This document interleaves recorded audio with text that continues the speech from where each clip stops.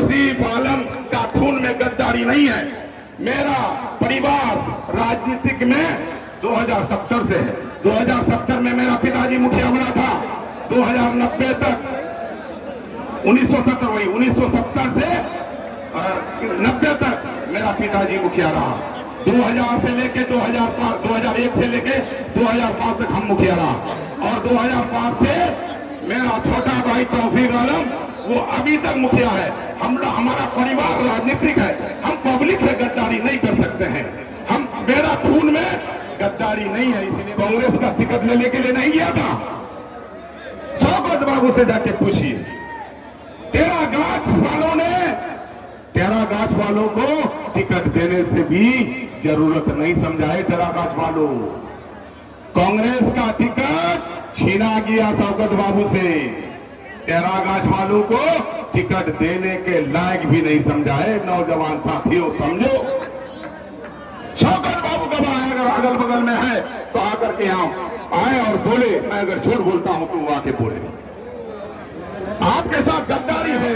सुइया पुल है, पेरिया पुल है, पिपरावड़ा पुल है और बहुत सारे काम है। और एक इंजीनियरिंग कॉलेज का भी जरूरत है। होगा इंशाल्लाह होगा। क्यों होगा? ये बहादुरगंज कॉलेज का जमीन बेच करके इलेक्शन लड़ रहा है। बहादुरगंज कॉलेज का जमीन, अगर मैं झूठ बोल रहा हूं तो एक हाथ से जूता लेना, एक हाथ से मेरा कलर पकड़ना। इस कॉलेज में वो प्रोफेसर था, उस कॉलेज को 2 बीघा जमीन बेच करके इलेक्शन लड़ रहा है। अगर मैं झूठ बोल रहा हूं तो एक हाथ में जूता लेना, एक हाथ में मेरा कलर पकड़ना। मेरा नेता बैरिस्टर असदुद्दीन ओवैसी साहब आज मुझे कहता है बोले जाहिल है। अरे तौसीफ आलम मैट्रिक पास किया। मैट्रिक पास करने के बाद मुखिया बना दिया हमको 19 साल में। मुझे पढ़ने का टाइम नहीं मिला। 24 साल 25 साल में मुझे एमएलए बना दिया। मुझे पढ़ने का समय नहीं मिला, फिर भी मैं मैट्रिक किया हूं। लेकिन जिस नेता का बात करता है, जिसको मुख्यमंत्री बनना चाहता है, उसका डिग्री जानते हैं हम लोग? 9th fail. अरे मेरा नेता बैरिस्टर है, बैरिस्टर। इसीलिए भाई काहे क्या कर रहे हो भाई? ऐसा मत करो यार। संसार कोशिश करिए, उगी सब मत करो। जब फातिहा कानी हमरा बिरयानी कर लो और ऐसा न्यूज बनेगी कि पूरा नेशनल न्यूज बनेगा। ऐसा नहीं करना चाहिए। हल्ला मत कीजिए, हल्ला मत कीजिए, हल्ला मत कीजिए, हल्ला मत। बैठ जाइए भाई, आप लोग बैठ जाइए। कुर्सी काहे के लिए लगाए हैं? बैठ जाइए ना, बैठ जाइए, बैठ जाइए। मैं आपके बीच बुढ़े नहीं है क्या? हम कमाल है सुरजापुरी सी हमरा अपना परिचय दो नहीं। बोलो मेहरबानी करें, बोले जाओ। देख लो, कुर्सी सलमान का बच्चा हूँ, ईमान वाले हूँ। मैं आपसे वादा करने के लिए आया, आपके बीच आया था। 2010 में पहली बार आपने जो मुझे एमएलए बनाया था, बहादुरगंज के लिए 4 बार मैं बना हूं।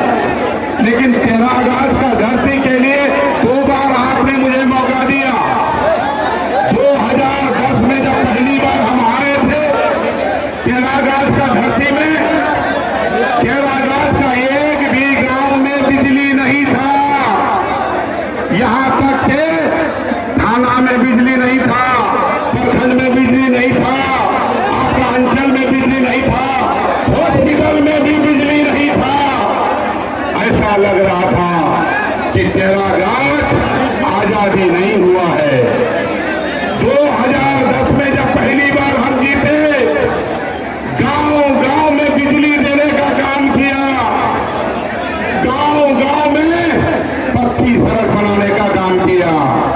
तेरागाछ में एक रोड था जो जोकी से तेरागाछ जाता था। गांव में एक भी रोड नहीं था। 2010 के बाद 2020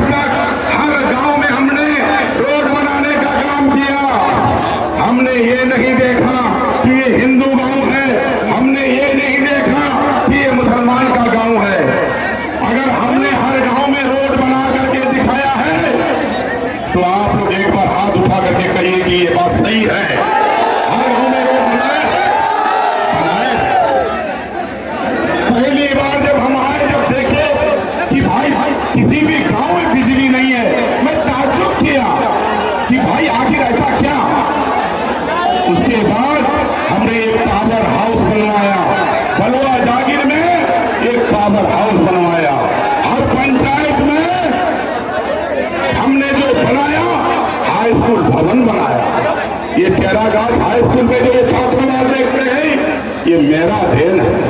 मैं आपको एहसान दिलाने के लिए नहीं आया हूं, क्योंकि आपने एक बार नहीं 2 बार आपने एमएलए बनाया है टेरागाज हमारा। आपने मुझे हरा करके आपने इस 5 सालों में देखा कि क्या एमएलए क्या होता है। हम पहली बार जब आए थे 2010 में, जब एमएलए बन के क्षेत्र में घूम रहे थे, तो लोग मुझे कह रहा था तौसीफ भाई हम लोग एमएलए को नहीं देखे थे।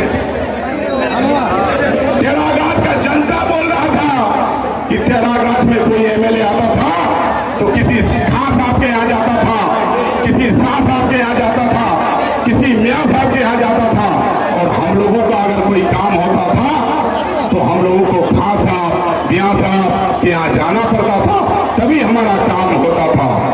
हमने आपको ये साबित किया कि एमएलए का काम कैसा होता है। जिस दिन तौसीफ आलम टेरागाज घुसता था तो आपका थाना, ब्लॉक, अंचल और हॉस्पिटल आपको मालूम होगा कि किस तरह से कर रहा था। हमने आपको आंख खोलने का काम किया। हमने कोशिश किया कि टेरागाज को सीधागाज कैसे किया जाए। आज हमारे जो टेरागाज का समस्या है, टेरागाज का समस्या बड़ा समस्या है। टेरागाज से जो बहादुरगंज रोड जाता है, ये रोड 5 साल में एक टेलर गिट्टी नहीं पड़ा। मैं आपसे वादा करने के लिए आया हूँ। अस्सलाम वालेकुम वरहमतुल्लाहि वबरकातुहू। हिंदू भाइयों को नमस्कार। मंच में बैठे हमारे और आपके सदर बैरिस्टर जनाब असदुद्दीन ओवैसी साहब हैदराबाद से चलकर आए। एमएलए हमारे भाई माजिद हुसैन साहब हैदराबाद से आए हुए। एमआईएम के सारे पदाधिकारीगण मंच में बैठे। हमारे नेता तौसीफ साहब, इसराइल अफरीदी साहब, हाफिज नईम साहब, मुश्ताक साहब, प्रखंड अध्यक्ष राहत साहब, डॉक्टर रफीक साहब और हमारे अब्बू बाबू, नौशाद बाबू, तामीद भाई, शेरुल भाई, हाजी साहब, मौलाना साहब और आए हुए हमारे टेरागाज के गार्जियनों और माँ और बहनों, हमारे नौजवान साथी टेरागाज के गार्जियनों, दूसरा वरिष्ठ था अंबेडकर, जिन्होंने इस देश का संविधान को बनाने का काम किया था। तीसरा वरिष्ठ जवान साथियों, अपने कंधे में लड़ाई लो अगर चाहते हो कि इस देश में आपका हिस्सेदारी रहे, तो जनाब असदुद्दीन ओवैसी साहब को मजबूत कीजिए और हम लोग एकजुट होकर के, और जो कैंडिडेट आपके बीच में आया है वो कांग्रेसी नहीं है। पहली बार एनसीपी से लड़ा, दूसरी बार जेडीयू से लड़ा, तीसरी बार जन अधिकार पार्टी से लड़ा, चौथी बार कांग्रेस का सिंबल लेकर आया है। उससे पहले कौन पार्टी है वो, जन स्वराज लेके घूम रहा था आपके बीच। मैं आपको बताने के लिए आया हूं, जनता पर विश्वास नहीं है उनको पार्टी पर विश्वास है। उनको पता नहीं है कि तौसीफ आलम मुझको निर्दलीय जिताने का काम किया था। जनता चाहे तो किसी को भी आसमान में बैठा सकता है, और जनता ना चाहे तो आसमान से जमीन में बैठा सकता है। हमारे मुसव्विर साहब को चाहिए था जनता का विश्वास जीतना, ना कि ये पार्टी वो पार्टी वो पार्टी वो पार्टी ला करके लड़ने का काम किया है। अभी इलेक्शन लड़ने के मैं आप लोगों से कहने के लिए आया हूं, तौसीफ आलम पर 10 रुपया का आरोप नहीं है, तौसीफ आलम पर दल बदलू का आरोप नहीं है। तौसीफ आलम कांग्रेस में भी था, मौके के चोट पर रहूंगा। इंशाअल्लाह मैं आप लोगों से दुआ का दरख्वास्त करूंगा कि अगर मेरा लाश भी उठे तो इस बैनर और झंडा के तले उठे, यही दुआ कीजिए।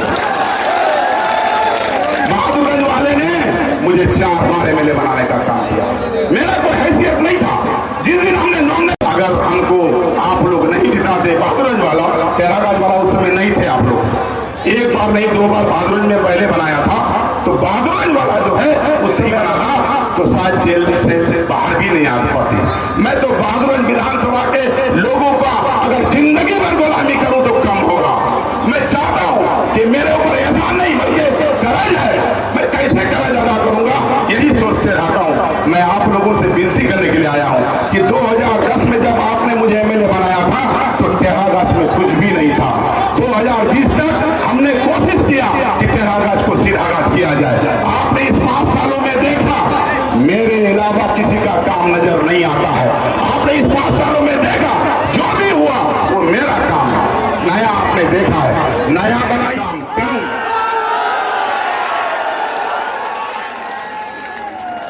उसके बाद हमारे असद साहब, असदुद्दीन ओवैसी साहब, हमारा अख्तर साहब को कहा, अख्तर साहब हम लोगों को बीजेपी को हराना है, आप जाइए महागठबंधन से बात कीजिए और हम लोग गठबंधन करके लड़ेंगे तो बीजेपी को हम लोग हराएंगे और मुख्यमंत्री हम लोगों का होगा।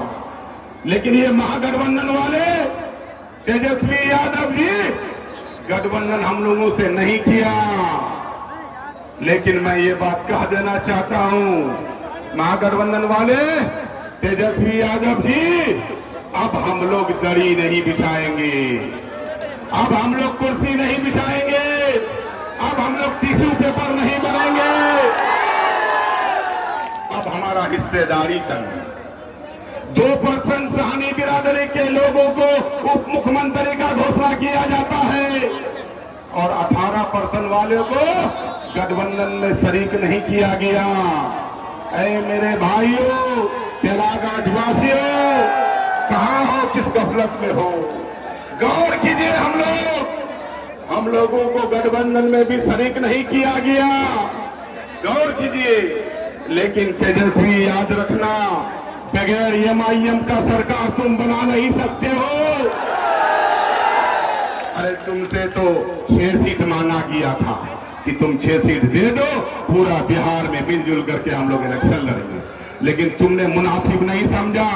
2% वाले को उप मुख्यमंत्री का घोषणा करते हो, मुकेश सहनी का, और 30 सीट देते हो, और 18% वाले को तुमने गठबंधन में शरीक करने से भी तुम जरूरत नहीं समझा।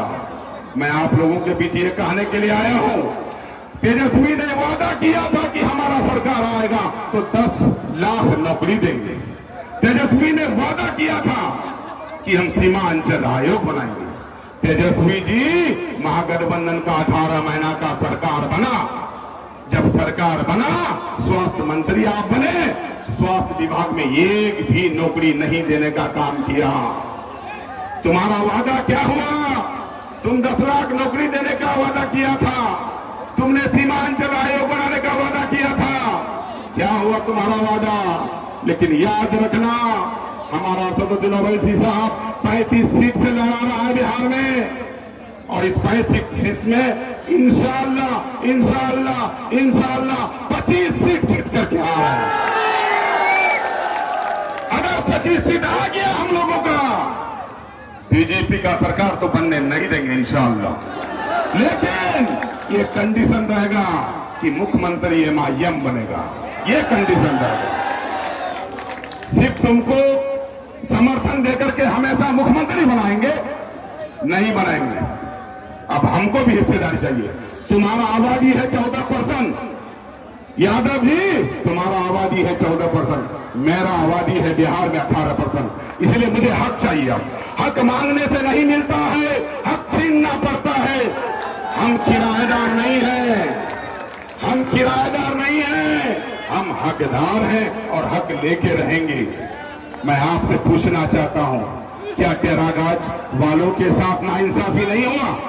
तेरागाछ, लेकिन आप कभी ये गौर किए हैं कि हमारा नेता जो है असदुद्दीन ओवैसी साहब, एनआरसी का मामला आता है तो असदुद्दीन ओवैसी साहब बोलेगा, 3 तलाक का मामला आता है तो असदुद्दीन ओवैसी साहब बोलेगा, धारा 370 खत्म किया जाता है तो उसमें असदुद्दीन ओवैसी साहब बोलेगा, हिजाब का मामला आता है तो असदुद्दीन ओवैसी साहब बोलेगा, वक्फ संशोधन बिल आता है तो उसमें असदुद्दीन ओवैसी साहब बोलेगा।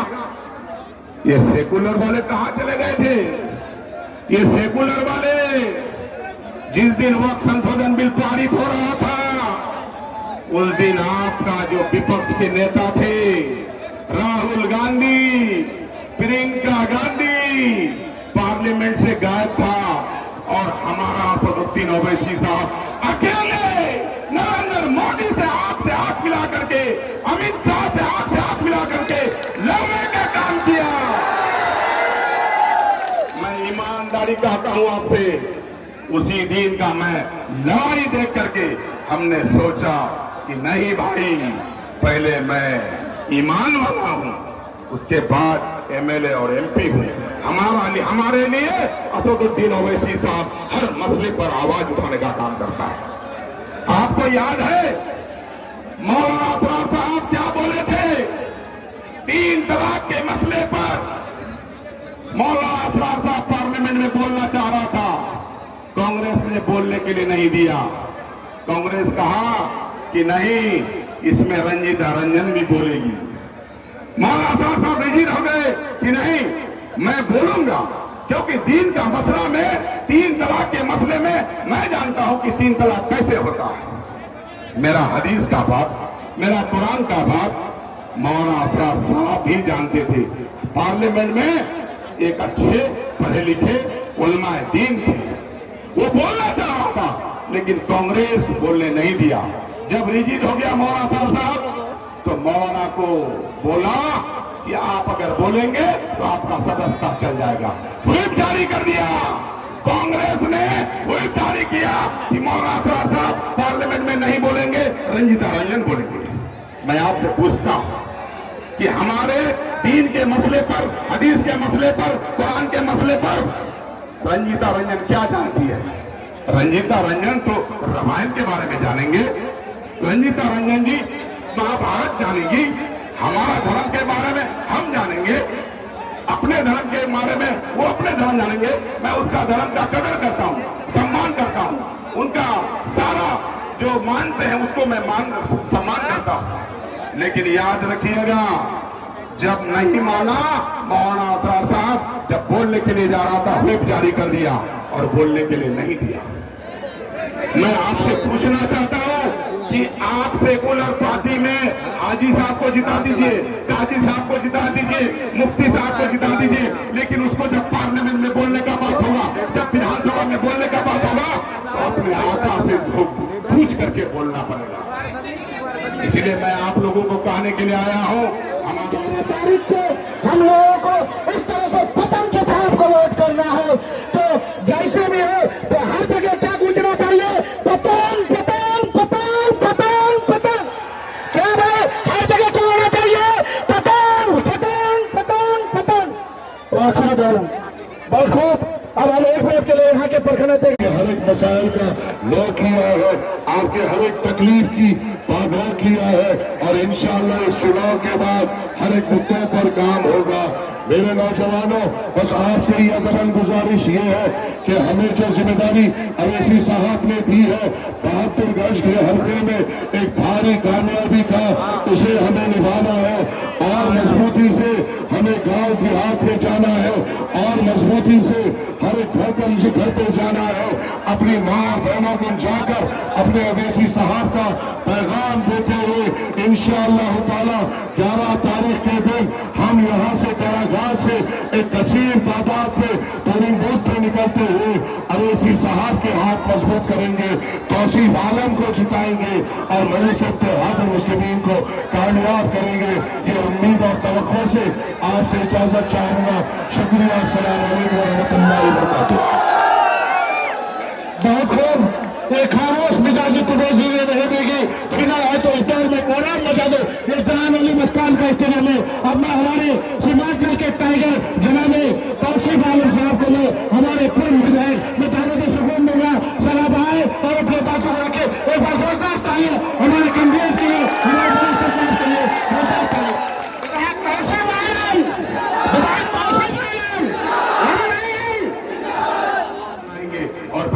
पदाधिकारी को फिर सेवक बनाएंगे। यही आपसे वादा करने के लिए आया हूं और आपको यही कहने के लिए आया हूं कि 10 साल आपके बीच रहा हमने, 10 साल एमएलए रहा। इस 10 सालों में अगर हमसे कोई गलती हुआ है उसके लिए मैं माफी मांगने के लिए आया हूं, उसके लिए मैं माफी मांगने के लिए आया हूं। इंशाअल्लाह मुझे उम्मीद है कि आप 10 साल के अंदर कोई गलती अगर हुआ था तो माफ करेंगे और फिर मुझे सेवा करने का मौका दे। इंशाअल्लाह तौसीफ आलम कभी आपसे गद्दारी नहीं करेगा। तब कहना चाहता हूं कि आप जिस पार्टी से हमारे कांग्रेस प्रत्याशी हैं, आज उसको अगर जिता भी देते हैं महागठबंधन के नाम पर, क्या पता कल जेडीयू और बीजेपी को 2 सीट 4 सीट हट जाएगा तो क्या पता कहीं जेडीयू में फिर चले नहीं जाए। यही कहने के लिए आपको आया हूं। 5 साल आपने पीछे किया, फिर दोबारा गलती मत कीजिएगा। एमएलए तौसीफ आलम कल भी आपका था, आज भी है और कल भी रहेंगे इंशाअल्लाह। अस्सलाम वालेकुम व रहमतुल्लाहि व बरकातहू। हिंदू भाई को नमस्कार। बहुत खूब। बिस्मिल्लाहिर्रहमानिर्रहीम। अस्सलाम वालेकुम व रहमतुल्लाहि व बरकातहू।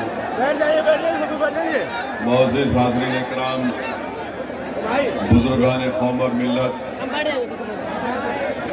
मेरी इज़्ज़तदार माँ और बहनों, मेरे गयूर नौजवान साथियों, मेरे तमाम मजलिसी रुफ़ा, मंच पर शेनशीन पर तशरीफ़ फरमा मेरे भाई जनाब तौसीफ आलम साहब जो बहादुरगंज के मजलिस इत्तेहादुल मुस्लिमीन के उम्मीदवार हैं, मोहतरम जनाब राहत आलम साहब ब्लॉक प्रेसिडेंट तेरागात,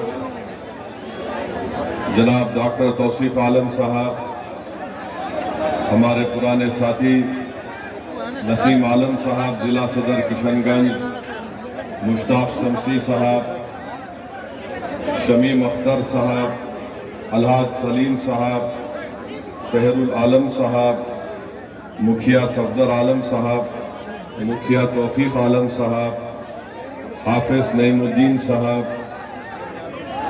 मोहतरमा सैयदा फलक साहिबा जो हैदराबाद से तशरीफ लाई है, जनाब इस्माइल अशरफी साहब, सैयद मजाजुल हक साहब, मिराज आलम साहब, अब्दुल हन्नान साहब, मोहम्मद शम्स गौरी साहब, मोहम्मद लईफ साहब, सैयद हसन अहमद साहब और जनाब माजिद हुसैन साहब जो मजलिस इत्तेहादुल मुस्लिमीन के बहादुरगंज के इंचार्ज भी हैं और हैदराबाद के रुकन असम्बली विधायक भी हैं।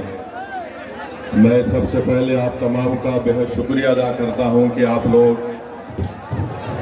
इतनी बड़ी तादाद में यहाँ पर जनाब तौसीफ आलम साहब के इस इंतखाबी जलसे को कामयाब करने के सिलसिले में आप यहाँ तशरीफ़ लाए। मैं दिल की गहराइयों से हमारी इज़्ज़तदार माँ और बहनों का भी शुक्रिया अदा करता हूँ जो एक बड़ी कसीर तादाद में आज यहाँ पर आई हैं। मैं उनका भी शुक्रिया अदा करता हूँ। मेरे अजीज़ दोस्तों और बुजुर्गों, आप जानते हैं कि पिछले 20 साल से बिहार की जनता ने नीतीश कुमार को मुख्यमंत्री बनने का मौका दिया। इस 20 साल में 2 मरतबा नीतीश कुमार अपनी पार्टी में कभी बीजेपी को साथ रखा,